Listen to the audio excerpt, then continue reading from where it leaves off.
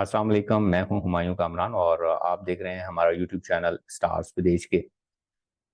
आज का हमारा जो सेशन है वो हमारी डाउन सिंड्रोम सीरीज का दूसरा सेशन है और इस सेशन का टॉपिक है डायग्नोसिस ऑफ डाउन सिंड्रोम। इससे पहले हम डाउन सिंड्रोम सीरीज का एक सेशन कर चुके हैं जिसका टॉपिक था what is Down syndrome, types, causes and treatment.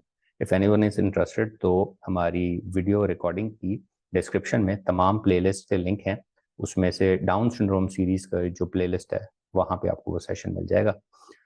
इसके अलावा हम फ्यूचर में भी आपके लिए ऐसी हेल्पफुल वीडियोस और सेशंस लाते रहेंगे। सो आपसे रिक्वेस्ट है कि हमारे चैनल को ज़रूर सब्सक्राइब कर लें और बेल बटन को भी प्रेस कर दें सो दैट हमें मिले मोटिवेशन और आपको मिले हमारी वीडियोस की नोटिफिकेशंस फ़ौरन से पहले। तो चलते हैं आज के सेशन की तरफ। आज के सेशन में भी हमें पहले सेशन की तरह ज्वाइन किया है डॉक्टर तैमूर खलील शेख ने, जो कि असिस्टेंट प्रोफेसर पीडियाट्रिक मेडिसिन है अल नफीस हॉस्पिटल इस्लामाबाद में। इसके अलावा डॉक्टर रोशान बशीर राजा हैं जो कि कंसल्टेंट पीडियाट्रिशियन हैं और न्यूनेटोलॉजिस्ट हैं। इसके अलावा सीनियर रजिस्ट्रार हैं Al Nafees medical college and hospital Islamabad. So thank you very much जी आप दोनों का कि आपने दोबारा इस सेशन के लिए हमें टाइम दिया। So welcome to our channel once again. Last session भी काफी अच्छा रहा था। इंशाल्लाह ये भी काफी इंफॉर्मेटिव होगा, तो इंशाल्लाह it will be quite helpful. Thank you, Kamran Saab, taking us on board. Right, thank you जी। और मैं यहाँ से शुरू करना चाहूँगा कि हमें ये बताइए कि क्या जो डाउन सिंड्रोम का पता हमें बर्थ से पहले भी चल सकता है? क्या इंडिविजुअल ऐसा भी हो सकता है कि हमें बर्थ से पहले ही पता चल जाए कि डाउन सिंड्रोम है कि नहीं?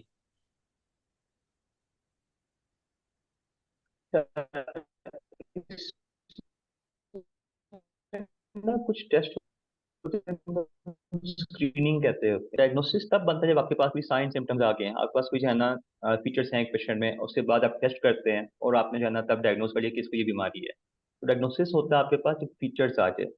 स्क्रीनिंग हम तब करते हैं जब फीचर्स अभी आए नहीं होते। ठीक है, आपने एक टेस्ट किया जो कि पहले डिटेक्ट कर लेता है कि इसको ये मसला है, अभी स्टार्ट हो रहा है, बाद में बढ़ जाएगा, तो आपको टाइम मिलता है कि आप जो है ना इसको टाइम पे ट्रीट कर सकते हैं इसको। तो वो स्क्रीनिंग कहलाती है। तो जो हम बर्थ से पहले करते हैं वो स्क्रीनिंग हो जाती है। आफ्टर बर्थ जब बच्चा पैदा हो गया, आपने फीचर्स देख लिए हैं, तब वो डायग्नोसिस हो जाएगा उसका। तो हम जो है ना कुछ चीज़ें टेस्ट कर सकते हैं, हम स्क्रीन कर सकते हैं कि भाई जो ये बच्चा है इसमें चांस है कि डाउन सिंड्रोम होगा या नहीं होगा। उसमें मुख्तलिफ टेस्ट हैं जो प्रेगनेंसी मुख्तलिफ स्टेज पे किए जाते हैं। तो फर्स्ट ट्राइमेस्टर जो है, जो फर्स्ट 3 मंथ्स होते हैं, उसमें अल्ट्रासाउंड करते हैं। उसमें ये देखते हैं कि जो नेक का जो स्किन है उसकी जो फोल्ड है वो कितना थिक है। तो अगर तो उसकी थिकनेस ज़्यादा है तो उसमें फिर रिस्क होता है 75% या 70% तक रिस्क होता है कि इस बच्चे को डाउन सिंड्रोम होगा। तो इसके अलावा आप कुछ ब्लड टेस्ट कर सकते हैं मदर में। आप देख सकते हैं कि मदर के ब्लड में कुछ प्रोटीन्स का लेवल कितना है। उससे आपको फिर मजीद एक जो है ना परसेंटेज मिलता है कि जो है ना इतना रिस्क है कि इसको डाउन सिंड्रोम होगा। फिर इसी तरह आप सेकंड ट्राइमेस्टर में भी टेस्ट कर सकते हैं, आप लास्ट मंथ में टेस्ट कर सकते हैं। तो इस तरह आप जो है डायग्नोज कर सकते हैं with quite a lot of confidence कि हाँ इस बच्चे को डाउन सिंड्रोम होने का रिस्क है। जितने आप टेस्ट करते हैं उतने जो है ना ये प्रिडिक्शन की जो परसेंटेज इंक्रीज हो जाती है। तो यहाँ तक कि अगर आप टाइमली करवाते जाएं तो you can be almost 90% sure कि जो है ना इस बच्चे को डाउन सिंड्रोम है या नहीं है। हम्म। तो डॉक्टर रोशान मुझे ये बताइए कि अभी इन्होंने कहा कि कुछ स्क्रीनिंग होती है और कुछ डायग्नोस्टिक टेस्ट होते हैं। तो जब हम डायग्नोस्टिक की बात करते हैं तो उसमें किस किस्म के टेस्ट इन्वॉल्व हो सकते हैं, उसके बारे में अगर आप बता सकें कुछ। जी जी। सबसे पहले तो जैसे डॉक्टर तैमूर ने बताया कि हम एक अल्ट्रासाउंड के जरिए चेक करते हैं जिसको हम नक्कल ट्रांसलुएंसी कहते हैं। अल्ट्रासाउंड में हमें स्किन फोल्ड थिक मिल सकती है। तो जब हमें अल्ट्रासाउंड में स्किन थिक मिलती है तो फिर हम फर्दर भी देखते हैं उसकी अल्ट्रासाउंड में कुछ फीचर्स ना आ रहे हो, जैसे कि अब नॉर्मल फेशेज, फ्लैट नेजल ब्रिज, ये भी अल्ट्रासाउंड में हमें पता चल जाता है। उसके बाद फीमर की ईसो जो इसकी एपिफिसिस होती है उसकी स्ट्रिपलिंग भी नजर आ सकती है। थर्डली फिर हम उसमें देखते हैं कि कुछ मदर के ब्लड के टेस्ट करते हैं जिसमें कुछ हार्मोनल टेस्ट होते हैं, अल्फा फीटोप्रोटीन लेवल हो जाते हैं, हिस्ट्राओल लेवल्स हो जाते हैं, बीटा HCG लेवल्स हो जाते हैं। फिर अगर इनकी भी मिकदार अमूमन मिकदार से ज्यादा है तो हमें ज्यादा फिक्र हो जाती है कि ये कहीं डाउन सिंड्रोम की तरफ तो नहीं जा रहा।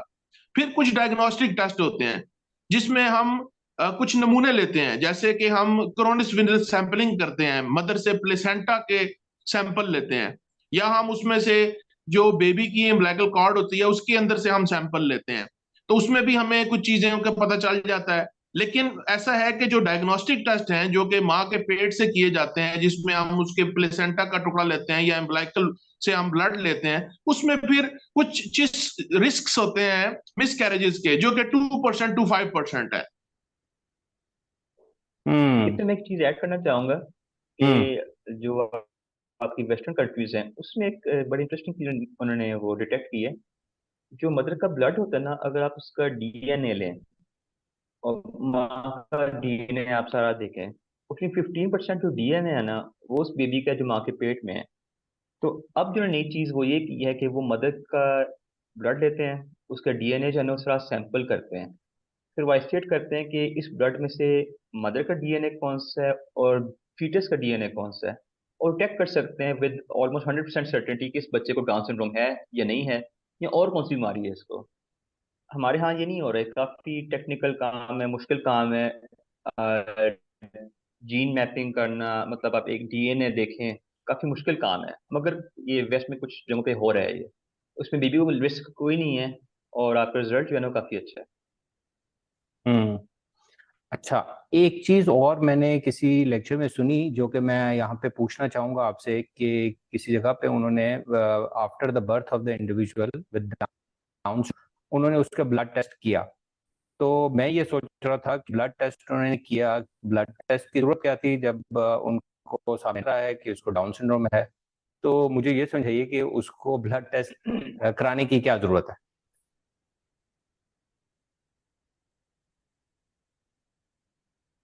जी। कि डाउन सिंड्रोम की 3 टाइप्स होती हैं, ठीक है, हम्म। और ये एक होती है जेनेटिक लेवल पे। आपके पास ये हो सकता है कि क्रोमोसोम्स जो हैं, हमारे पास 26 पेयर्स होते हैं, तो उसमें जो 21st पेयर है उसकी एक्स्ट्रा कॉपी हो सकती है, उसको ट्राइसोमी कहते हैं। ये भी हो सकता है कि एक पेशेंट में 2 टाइप के क्रोमोसोम हो, एक ऐसा टाइप ऐसा हो कि उसमें एक नॉर्मल सेट हो क्रोमोसोम्स का और एक डाउन सिंड्रोम का सेट हो, जिसे मोज़ेक कहते हैं। और ऐसा भी होता है कि एक क्रोमोसोम का एक पार्ट जो है ना किसी और जगह पे लग जाए। तो लेकिन नेक्स्ट बेबी में कितना जो है ना डाउन सिंड्रोम होने का चांस है। तो एक तो इसमें यह फायदा होता है, आप प्रिडिक्ट कर सकते हैं कि अगली बेबी में कितना रिस्क है कि उसको डाउन सिंड्रोम होगा। दूसरा ये होता है कि कुछ पेरेंट्स चाहते हैं कि हमें कंफर्म पता हो कि क्या ये डेफिनेटली डाउन सिंड्रोम है या नहीं है। तो उसमें जो कैरियोटाइपिंग हम करते हैं वो क्रोमोसोम दिखाता है आपको, और आप बता सकते हैं कि this is definitely down syndrome. आप ये बता सकते हैं कौन सी टाइप है। तो इसकी मेन ये 2 कॉज होती हैं कि हम आफ्टर बर्थ पे जो है ना डाउन सिंड्रोम को इस तरह करते हैं। राइट। आपकी आवाज कुछ पोर्शन के लिए कटी है, लेकिन मैं ये समझा हूं कि जो उसकी टाइप को फर्दर एक्यूरेटली बताने के लिए और रिस्क फैक्टर इन फ्यूचर आगे आने वाले बेबीज के लिए कि उनमें कितना चांसेस है कि डाउन सिंड्रोम हो सकता है कि नहीं, उसके लिए ये टेस्ट फायदेमंद साबित हो सकते हैं। राइट। जी बिल्कुल ऐसे ही है, बिल्कुल ऐसे ही है। राइट। ओके। तो डॉक्टर रोशान, मुझे ये बताइए, अभी रिस्क की बात हुई तो हम ये भी पूछना चाहेंगे कि लोगों के जहन में ये भी है क्या डाउन सिंड्रोम डिफरेंट रेसेस और एथनिक ग्रुप्स में क्या किसी में ज्यादा और किसी में कम होने के चांसेस भी होते हैं, ऐसा भी कुछ है? जी जी, दोनों क्वेश्चंस का आंसर ऐसे है कि जो सिंड्रोम्स होते हैं ना जी, इनकी जनरल फिजिकल अपीयरेंस काफी मिलती जुलती है। डाउन सिंड्रोम में भी जैसे अपवर्ड स्लांटिंग आईज है, या लो नेजल ब्रिज है, या बाकी क्लाइनोडेक्टली है, या फ्लैट ऑक्सीपिट है, तो बहुत सारे सिंड्रोम्स में ऐसे होता है। नूनैन सिंड्रोम में भी हो सकता है। लेकिन हमें अगर 100% डायग्नोसिस चाहिए और आप ये चाहते हैं या पेशेंट ये चाहता है कि डॉक्टर हमें 100% एक्यूरेटली बताए कि आया मेरे बच्चे को डाउन सिंड्रोम है कि नहीं है, तो उसके लिए कैरियोटाइपिंग का टेस्ट करना बड़ा जरूरी है। जिस जैसे कि आपने क्वेश्चन किया कि अगर आपको जर्नल लुक से पता चल गया कि ये डाउन सिंड्रोम है, तो then why you are going towards the blood test. तो कैरियोटाइपिंग ब्लड टेस्ट है जो हम करेंगे डायग्नोसिस बनाने के लिए, उसके बगैर हमारी बात में वजन नहीं होगा, तो हमें कैरियोटाइपिंग करवानी जरूरी होती है। एंड सेकेंडली जो आपने पूछा कि डिफरेंट रेसेस में या एथनिक ग्रुप्स में इसकी क्या प्रेवलेंस है, तो स्टडीज यही बताती हैं कि डिफरेंट रेसेस में और प्रेवलेंस में इसकी सेम है। ये कोई ऐसे नहीं है कि यूरोपियन रेस या एशियन रेस में ये ज्यादा है, ये सब रेसेस में और एथनिक ग्रुप में सेम है। लेकिन मेल टू फीमेल रेशियो की अगर आप बात करें तो males are 1.5 times more commoner in Down syndrome में, ज्यादा होगा as compare to the females. Hmm. तो लेकिन ये इसमें भी कुछ स्टडी हुई कि ये मेल और फीमेल का रेशो क्यों ज्यादा है, कुछ ऐसा है कुछ, या ये अननोन ही रीजंस है? ये जेनेटिक डिसऑर्डर है, तो इसके लिए 100% कंफर्म करना कि why males are more common ये तो कम है। इसने इतनी इसमें वास्ट स्टडी नहीं है, लेकिन ये जो स्टडी सैंपल लिए गए और स्टडी की गई कि किस में ज्यादा है, तो वो मेल्स आर मोर कॉमन। हम्म। दूसरा ऐसा होता है कि आपके पास मल्टीपल फैक्टर्स होते हैं।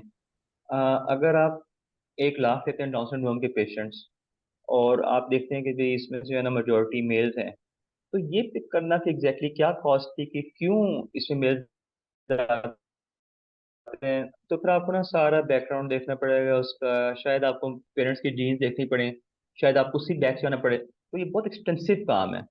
और ये देखा जा सकता है कि शायद जो है ना कोई रिस्क फैक्टर्स हैं जिस वजह से मेल में ज्यादा हो रहा है।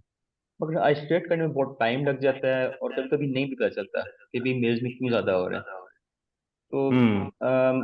अक्सर अक्सर ये होता है कि नहीं पता चलता कि why there is more in one sex compare to the other. Right. तो डॉक्टर तैमूर, ये मुझे ये भी बताइए कि ये डाउन सिंड्रोम की prevalence all over the world कितनी क है, इसके ऊपर हमारे यहाँ पाकिस्तान में कुछ स्टडी है इस बारे में, या हम जनरली ही बता सकते हैं कि रफली इतना हो सकता है? इसके बारे में अगर कुछ आप एलैबोरेट कर सकें। स्टडीज तो हो रही हैं और होती भी रहती हैं। वेस्टर्न सोसाइटीज में कुछ ज़्यादा स्टडीज होती हैं, और एस्टिमेट ये है कि ओवरऑल 1 in 1000 रिस्क है डाउन सिंड्रोम का। यानी कि हर 1000 बच्चे में से एक बच्चा डाउन सिंड्रोम का होगा। ये वर्ल्ड वाइड है। पाकिस्तान में जो स्टडीज हैं वो कोई इतनी रिसेंट स्टडीज नहीं है। एस्टिमेट ये है पाकिस्तान में कि 1 in 300 बेबीज जो है ना उनको डाउन सिंड्रोम होगा। तो रिसेंट स्टडी हमारे पास नहीं है। मगर जो हुई भी उसमें ये आता है। मगर ये भी ना वेरी करता है, हम्म। कंट्री टू कंट्री वेरी करेगा ये। तो इट डिपेंड्स, ये भी वेरिएशन है इसकी। राइट। अच्छा डॉक्टर रोशान, एक चीज जो पेरेंट ने कुछ क्वेश्चन भेजे थे वो भी हम साथ साथ ही पूछ रहे हैं। उसमें से एक क्वेश्चन ये था कि इज दैट ट्रू कि risk increases with the maternal as?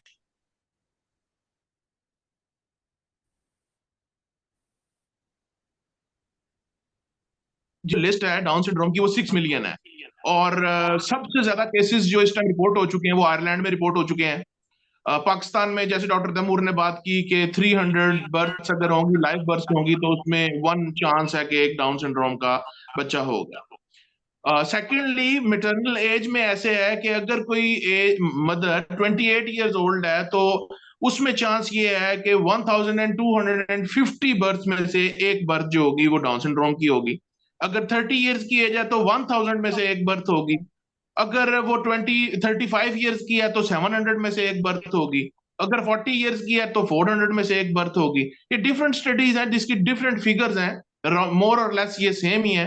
तो चांस बढ़ता जाता है, जैसे जैसे मैटरनल एज इंक्रीज होती है वो चांस बढ़ता जाता हम्म।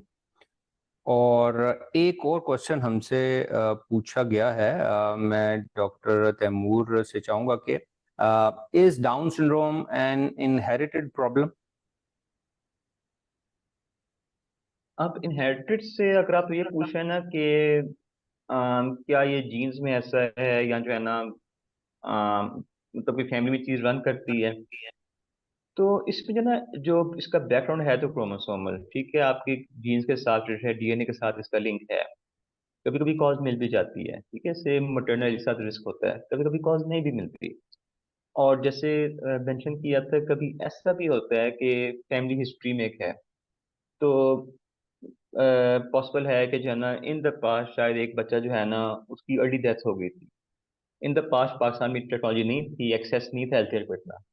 मुमकिन है कि इन द पास्ट फैमिली में जो है ना एक बेबी था जो डाउन सिंड्रोम था, उसकी अर्ली डेथ हो गई, मगर कॉज नहीं पता चल सकी एट दैट टाइम। तो इट मीन्स कि फैमिली में ये डाउन सिंड्रोम का रिस्क रन करता है। तो इस फैमिली में इन द फ्यूचर रिस्क है डाउन सिंड्रोम होने का, मगर the parents are not aware of it. तो इसमें जेनेटिक एलिमेंट डेफिनेटली है। राइट। अच्छा डॉक्टर रोशान, एक लास्ट क्वेश्चन हम पूछते हैं इस सेशन का। हम कोशिश करें कि सेशन की ड्यूरेशन ज़रा कम ही रखें ताकि वो लोग उसके लिए आसानी हो। वो ये कि करंट लाइफ स्पैन या लाइफ स्पैन की एक्सपेक्टेंसी डाउन सिंड्रोम की with the advancement in medical technologies और हेल्थ सेक्टर, तो आजकल या अभी करंटली जो लाइफ एक्सपेक्टेंसी है वो कितनी का हम एक्सपेक्ट कर सकते हैं डाउन सिंड्रोम की ऑन एवरेज?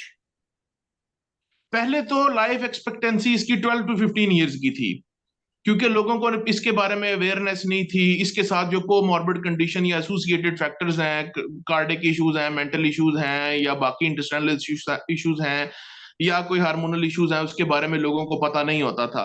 लेकिन जैसे जैसे मेडिकल साइंस ने भी तरक्की कर ली है और हम इसको काउंटर करने के लिए डिफरेंट जो मल्टी डिसिप्लिनरी अप्रोच के साथ बच्चों को डील करते हैं, तो अभी माशाल्लाह इसकी लाइफ एक्सपेक्टेंसी 60 ईयर्स तक चली गई है। तो ये एक बड़ी अच्छी एडवांसमेंट है मेडिकल साइंस में।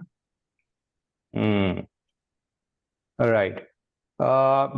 ये आपने भी जिक्र किया कि जो इसकी कोमॉर्बिड कंडीशंस हैं, एसोसिएटेड हेल्थ इश्यूज हैं, इसी के ऊपर हमारा, मैं व्यूअर्स को बताना चाहूँगा कि नेक्स्ट जो सेशन है हमारा वो इसी चीज़ के ऊपर है कि जो अदर हेल्थ इश्यूज हैं डाउन सिंड्रोम के साथ साथ वो क्या क्या हैं, उन्हीं के ऊपर हमारे नेक्स्ट सेशन में बात होगी। आज का जो हमारा सेशन था वो यहाँ तक ही था। हम डॉक्टर तैमूर और डॉक्टर रोशान, आपका दोबारा शुक्रिया अदा करना चाहेंगे कि ये इन्फॉर्मेशन जो हमें आपसे मिली है आई होप के व्यूअर्स के लिए हेल्पफुल होगी।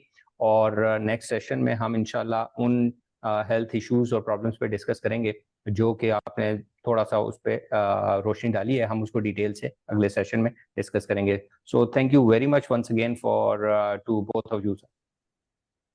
Thank you. Thank you for having us. काफी अच्छा सेशन रहा है, तो इंशाल्लाह we'll meet again in the next session. इंशाल्लाह जी। और इसी के साथ जी हम आप सबसे भी इजाज़त चाहेंगे। इंशाल्लाह नेक्स्ट सेशन में next phase of down syndrome पे डिस्कस करेंगे। तब तक के लिए इजाज़त दीजिए, अपना ख्याल रखिएगा। टेक केयर एंड अल्लाह हाफिज़।